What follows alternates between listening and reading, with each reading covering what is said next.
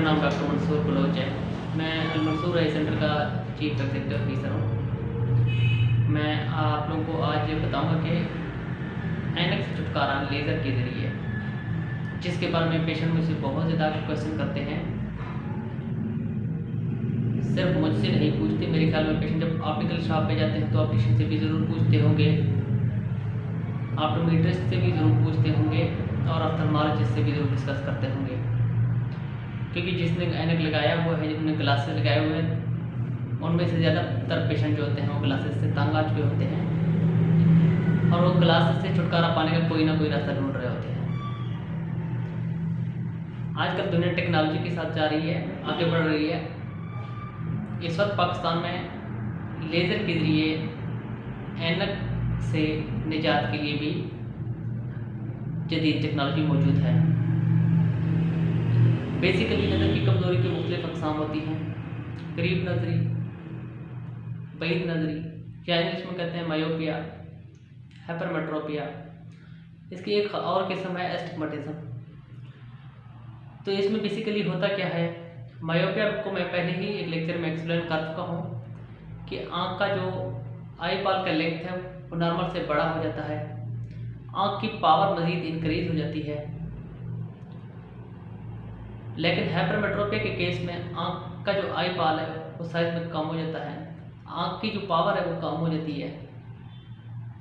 Astigmatism में light rays एक जगह फोकस करने के बजाय 2 या 3 जगह फोकस कर जाते हैं।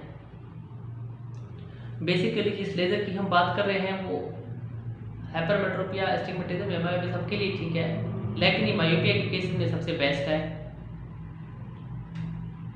बेसिकली मैं आपको बता दूं कि लेज़र के केस में हम कर क्या रहे होते हैं, ऐनक से कैसे छुटकारा दिलाते हैं पेशेंट को, लेज़र की कौन कौन सी किस्में हैं, इस वक्त के टेक्नोलॉजी के हिसाब से सबसे बेस्ट तरीका कौन सा है, उसके साथ साथ हम ये पढ़ें किस एज में करवाना चाहिए, किस सूरत में करवाना चाहिए, कौन से लोग करवा सकते हैं और कौन से लोग नहीं करवा सकते, इसका जेंडर से कोई ताल्लुक है, मेल करवा सकते हैं, फीमेल करवा सकते हैं, जेंडर से कोई ताल्लुक है या नहीं है। इस तरह से लोग के जहनों में हज़ारों क्वेश्चंस हैं जो लोग मुझसे पूछते हैं। बाकी आई केयर प्रोफेशनल से भी ज़रूर पूछते होंगे। तो इन सवालों को कोशिश करें कि हम एक एक चीज़ को आज इस वीडियो में एक्सप्लेन करते हुए जाएंगे, ताकि हमारे सोसाइटी में जो भी लोग के माइंड में इस तरह के क्वेश्चन है वो सब के सब लोग के माइंड से निकल जाएं, लोग के माइंड से क्लियर हो जाएं, लोग का कन्फ्यूजन दूर हो जाए। सबसे बेसिक 2 पॉइंट्स की मैं बात करूंगा कि हम किस उम्र में करवा सकते हैं, ऐनक का नंबर के लिहाज से कब करवा सकते हैं। सबसे पहली बात तो ये है, हम पेशेंट के एज को मद्देनजर रखेंगे। पेशेंट का एज कम अज़ कम 20 साल से ऊपर हो, अकॉर्डिंग टू मेडिकल साइंसेस 20 साल से ऊपर हो, 20 या 21 साल की उम्र में आप लेज़र करवा सकते हैं। लेकिन मेरा अपना जो ओपिनियन है, मेरा अपना जो तजर्बा है, जितने भी केस मैंने ऑब्जर्व की है, मैं कभी भी पेशेंट को 25 से नीचे रिकमेंड नहीं करता। मैं हमेशा पेशेंट से कहता हूं कि अगर आपकी एज 25 है या 25 से ज़्यादा है तो ये बेस्ट एज है लेज़र सर्जरी के लिए। बेसिकली मैं लेज़र सर्जरी का टर्म यूज़ कर रहा हूँ पेशेंट के लिए, क्योंकि पेशेंट मुझे लेज़र सर्जरी का ही कहते हैं। अगर इसको इस इजी वर्ड में मैं कहूँ कि लेज़र सर्जरी एक सर्जरी नहीं, एक जस्ट एक प्रोसीजर है। ये मैं क्यों एक्सप्लेन कर रहा हूँ, ये मैं क्यों कर रहा हूँ, ये इसलिए कह रहा हूँ कि लव सर्जरी से पेशेंट बहुत ज़्यादा डर जाता है। सर्जरी टेबल को के ऊपर पेशेंट को जब लेटाया जाता है तो पेशेंट के ऊपर एक बहुत खौफ तारी हो जाता है। पेशेंट एक किस्म का डरा हुआ होता है मुझे सर्जरी के टेबल पे लिटाया जा रहा है, पता नहीं क्या होगा। ऐसे ही जैसे तालिब इल्म कमरा इम्तिहान में बैठते हैं तो कहते हैं कमरा इम्तिहान का अपना एक वज़न होता है, सर्जरी टेबल का भी एक अपना वज़न होता है। ये जो लेज़र सर्जरी है ये एक सर्जरी नहीं, ये एक जस्ट प्रोसीजर है, सिंपल। उसके बाद आगे बढ़ते हैं हम। वो पेशेंट कभी भी अपना सर्जरी ना करवाए जब उनका नंबर जब तक तब्दील हो रहा है। मोस्टली डॉक्टर्स आप सबको कहते होंगे कि आपका नंबर पिछले 1 साल से एक जगह पे स्टेबल हो, लेकिन मैं बताते खुद ये रिकमेंड करता हूँ पिछले 1 साल से नहीं, पिछले 3 साल थे, जब तक आपका नंबर स्टेबल ना हो तब तक आप इस सर्जरी की तरफ कभी भी ना जाएं। 3 साल तक आप ज़रूर वेट करें। अगर 3 साल में भी आपका नंबर तब्दील नहीं हुआ और आपका नंबर एक जगह पे स्टेबल है तो आप इसकी तरफ जा सकते हैं। उसके बाद हम बात क्या करेंगे, बेसिकली इस वक्त जो पाकिस्तान में टेक्नोलॉजी है, जो मोस्ट लेटेस्ट हैं, उनमें एक या दो को मैं एक्सप्लेन करूँगा। जो मोस्ट लेटेस्ट और जो सबसे ज़्यादा आजकल अप्लाई किया जा रहा है वो है लेज़र इन सीटू केराटोमेलाइसिस, एंड दूसरे नंबर पे है PRK, फोटो रिफ्रैक्टिव केराटेक्टोमी। PRK में बेसिकली हम क्या करते हैं, आँख की जो पुतली है जिसको हम कार्निया कहते हैं, आम ज़बान में हम कह सकते हैं आँख का जो ब्लैक पोर्शन है इसके ऊपर सफ़ेद किस्म की एक ट्रांसपेरेंट झिल्ली होती है। PRK में इस झिल्ली की बेसिकली 5 लेयर्स होते हैं, epithelium, bone membrane, stroma, Descemet membrane, endothelium. सबसे पहला एपिथेलियम है। PRK में पेशेंट का जो एपिथेलियम है सबसे ऊपर वाला लेयर उसको हम उड़ा देते हैं, फिर उसके ऊपर पुतली के ऊपर हम रेज है ना अप्लाई करते हैं, लेज़र अप्लाई करते हैं।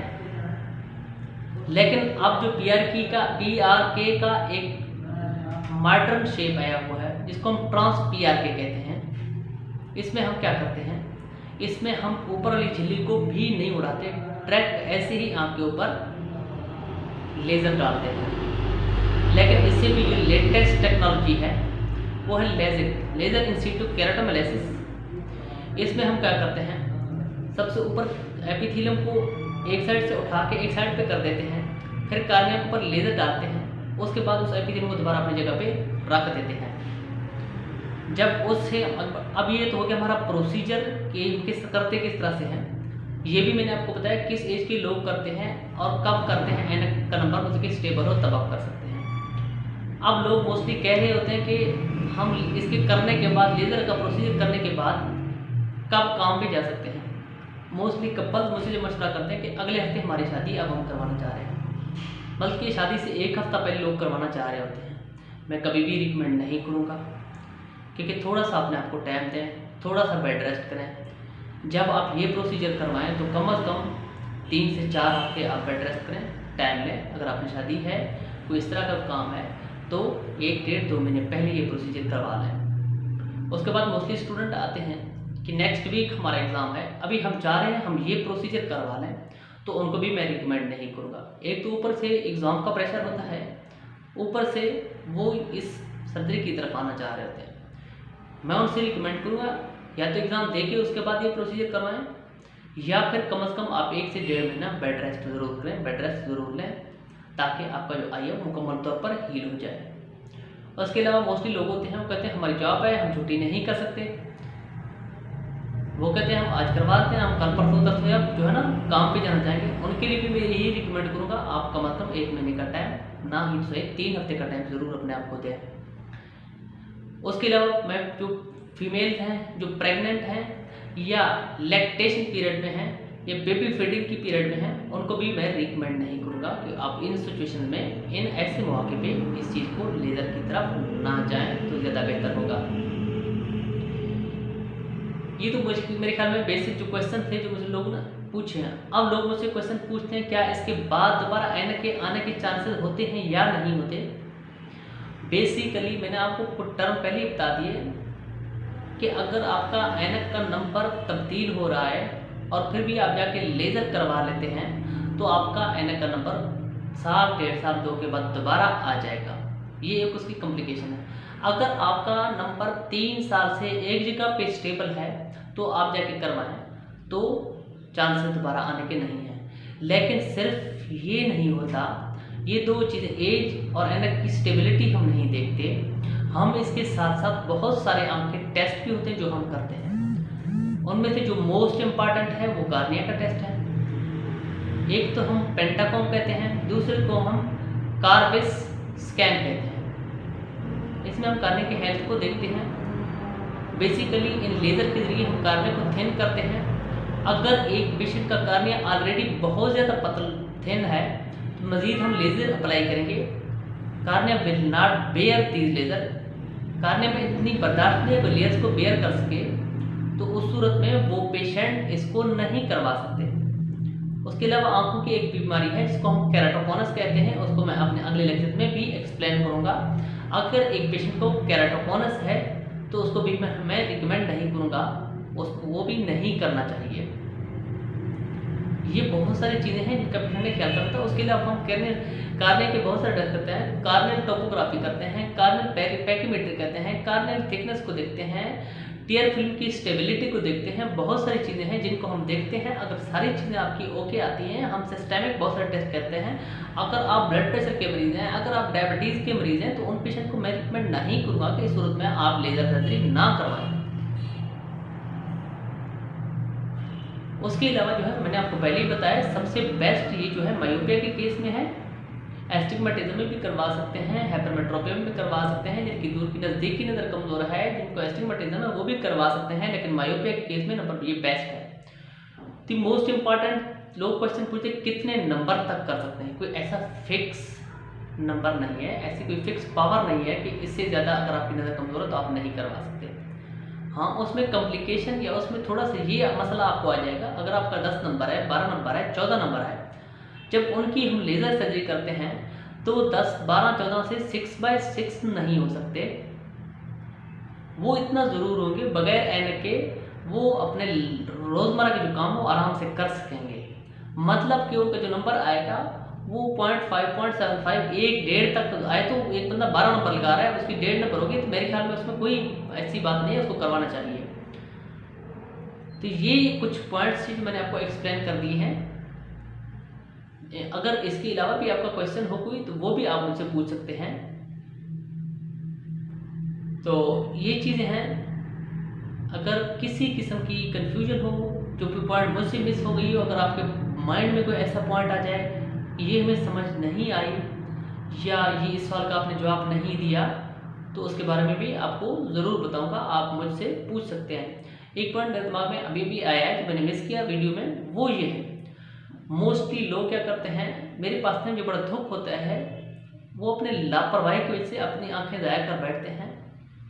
मेरे पास पेशेंट आए, बेटे को चेक करवाया, मैंने 4 नंबर के उसको ग्लासेस लग रहे हैं। मैंने कहा आपके बेटे की नज़र बहुत ज़्यादा कमज़ोर है, आप क्यों नहीं ग्लास लगाते? कहते हैं कारी साहब ने कहा है ग्लासेस ना लगाएं, बच्चे को परमानेंट ग्लासेस लग जाएंगे। अब आप इस सोसाइटी का अलमिया देख सकते हैं। उनको एक डॉक्टर से ज़्यादा कारी साहब की बात पे यकीन है कि कारी साहब ने जो कहा है वो सही कहा है। उसके बाद जब मैंने बताया कि बच्चे की नज़र बहुत ज़्यादा कमज़ोर है, आप ग्लास नहीं लगाएंगे, इसकी नज़र मज़ीद कमज़ोर हो जाएगी, ये सारा एक्सप्लेन करने के बाद, ऐनक का कार्ड बना के देने के बाद जब वो जाने लगे, वो फिर भी मुझसे उनका वालिद साहब पूछ रहा था कि डॉक्टर साहब ग्लासेस लगाना लाजमी है। उसके बाद बहुत सारे मेरे पास ग्राइंडर आते हैं, वेल्डिंग का काम करने वाले आते हैं, आँख में कचरा किया हुआ होता है। मैं पूछता हूँ कि ग्लासेस नहीं लिया होता, कहते डॉक्टर साहब मुश्किल है ग्लासेस लगाना। और बहुत सारे सोसाइटी में अपने दोस्त मैंने देखे हैं, अपने कुलीग देखे हैं, अपने जाने वाले देखे हैं, जिनकी नज़र हद से ज़्यादा कमज़ोर होती है। वो बड़े फ़ख्र से कह रहे होते हैं कि हमने तो अभी तक ग्लास लगाया नहीं, हम ग्लास के बगैर अपना काम सारे कर लेते हैं।